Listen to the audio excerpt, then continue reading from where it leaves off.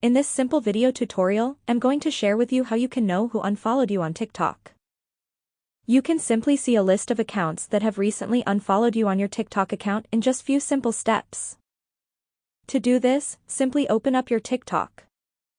On the profile page, tap on the three lines on your upper right corner of the screen. Then select Settings and Privacy. On the Settings page, tap on the first option of account just right here. Then you will have to select this second last option of Download your data. You will have to select any file format of your own choice and then tap on Request data right here. When your data gets sent, you will have to download it.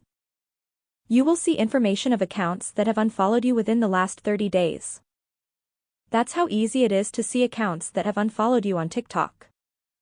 If you have any questions, just let me know in the comments section down below. Please don't forget to leave a like, share and subscribe for more video tutorials like this one.